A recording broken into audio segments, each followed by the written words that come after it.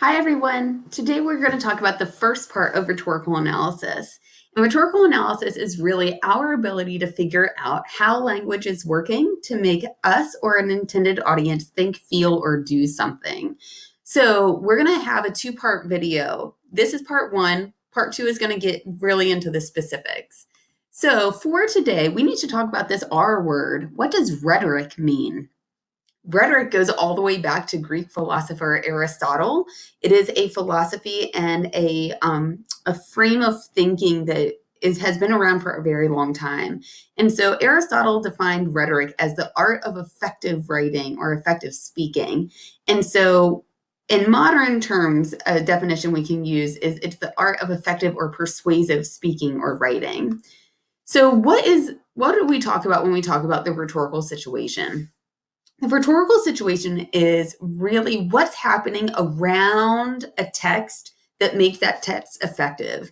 And so we're going to use a really fun acronym to help you memorize and really consider all of the different elements of rhetorical analysis. Today, we're going to specifically focus on space. What is the space around a given text? This is the first part of SpaceCat, and SpaceCat is my favorite acronym to help you understand all of the layers and techniques that we talk about when we talk about rhetorical analysis. So space is the situation. I'll get into what each of those 5 letters represent. And then cat, which we'll talk about later, is really the different techniques that we need to consider that an author typically uses to develop their argument and accomplish a purpose. So let's talk about space for a second. All right, so space has 5 different components. The first component is the speaker. The speaker is the person who is doing the writing or the speaking. So who wrote the piece? What do we know about them? What do we not know about them that might be important? And does this text have a particular meaning because of who wrote it and said it? So for example, think about your teacher. Any teacher that you've ever had has a position of authority in your life. And so if a teacher says something to you, more than likely you are destined to believe it or act upon it because it's your teacher. Similarly, the President of the United States, that role in our global community is very important and powerful. And so when we think about the speaker, we have to think about their underlying authority, but also different ways that people can communicate and become more of a powerful speaker. So take a look at the examples below. The second example talks about a citizen sending a tweet. If I'm on my phone and I send a tweet, no big deal, right? But then if that tweet goes viral, that's a different situation. Now I am gaining more authority as a speaker because more and more people are reading and sharing that tweet. Similarly, a newspaper staff writer or an editorial board writing an editorial and publishing a very specific opinion about a situation is going to carry a lot of weight in the community that reads that newspaper. Now we're going to talk about purpose, the P within space. Purpose is what the speaker is hoping to accomplish by putting their thoughts out into the world. People write all the time, but they don't always share it. And the reason for that is that sometimes things just are meant to be private. However, if a writer is going to publish their thoughts or speak their thoughts or share their thoughts with someone else, there's usually a purpose behind it, especially when we're talking about nonfiction. So we have to remember that the message itself or the argument itself is not always the purpose. The purpose is always rooted in what the speaker wants the audience to think, feel, or do. Sometimes it's one of those 3 individually, but a lot of times it's actually a combination. So I want you to think about it this way. Imagine you're watching TV and you see a commercial for shoes. And you say, man, those shoes look really good. I need those shoes. I'm going to go buy those shoes. If that's how you're thinking, then not only has that commercial influenced how you think, but it's also going to influence what you do and what you spend your money on.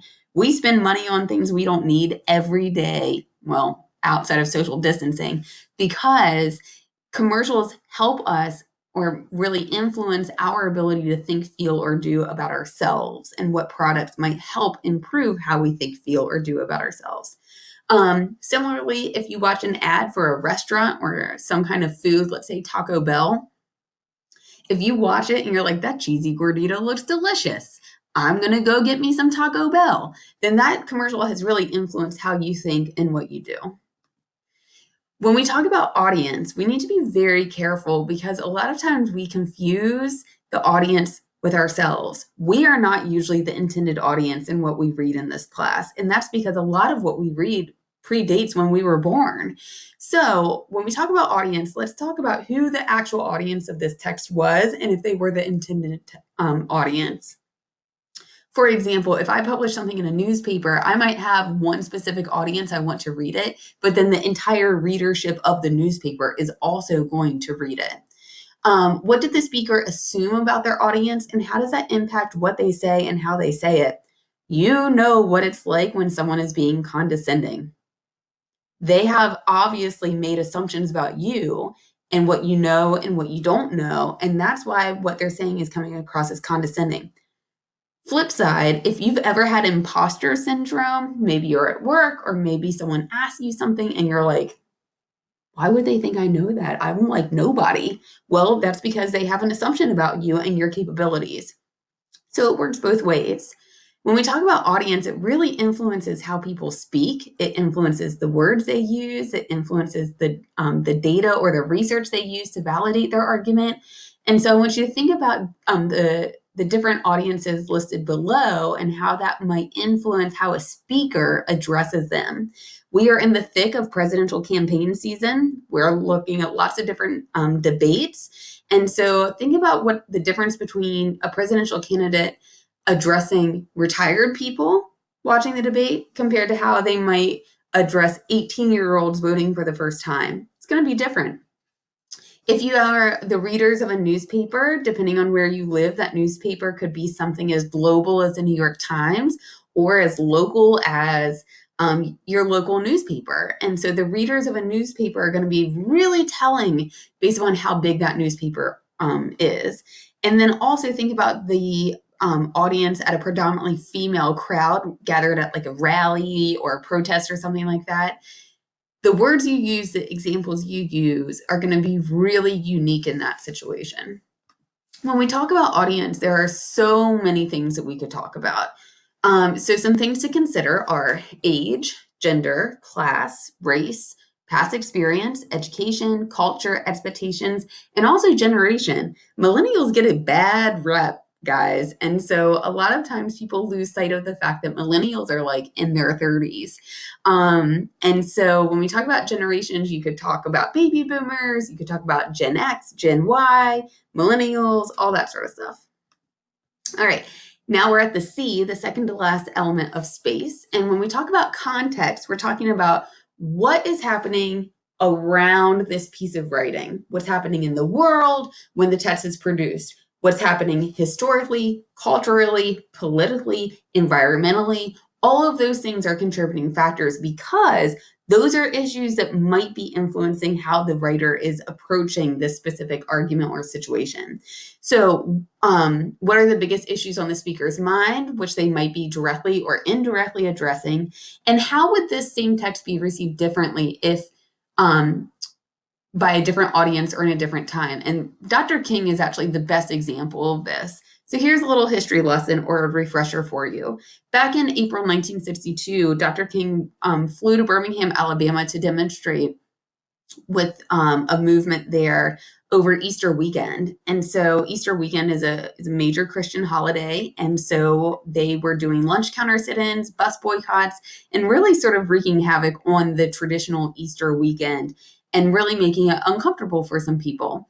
And so as he was walking through the streets nonviolently, he was arrested with one of his leaders and countless other protesters and was placed in solitary confinement. And when he was in solitary confinement, he's by himself and his lawyer visits and brings him a newspaper. And the Dr. King, sitting there reading the newspaper, and he opens up to a specific page and he sees this letter written, like a letter to the editor. He reads the letter and he's like, wait a minute, that's about me. Why don't you just at me? Like, why not just call me out, right? They didn't name his name or any of his colleagues specifically at all. And so Dr. King was like, wait a minute, like I've got nothing but time on my hands. You wrote me this letter, I'm going to write you back.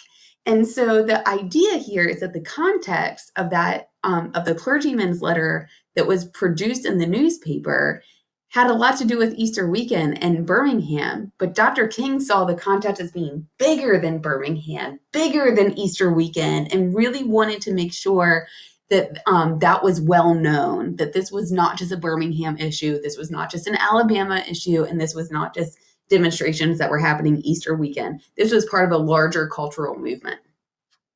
And so then that brings us to the very last element of space, and that's why I saved the space kitty for last, our astronaut cat. And that is probably going to be a new vocabulary word for you, and it's exigence. And so exigence is really interesting.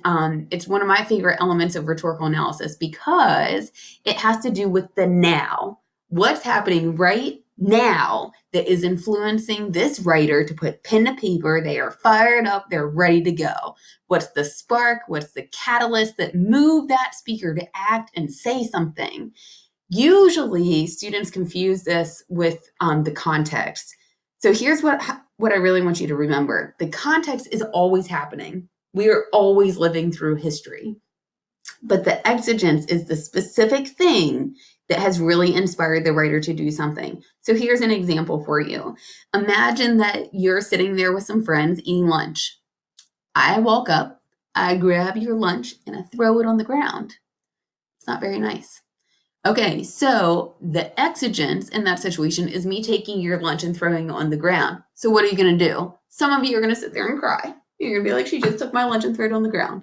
Some of you are going to say, hey, why'd you do that? And others of you might have a more physical reaction. So the exigence can look different, or the result of the exigence can look different, but the exigence is the same. Full disclosure, though, we are not always going to know the exigence of a specific piece. A lot of times we can glean it, we can assume it, but some of the older pieces that we need to read, we're not always going to know. So that is space. And I want you to keep in mind that this is only part one of rhetorical analysis. We use the acronym SPACE-CAT to help us understand the space of a piece.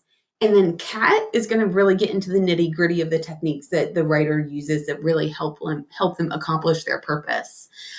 So more on that later.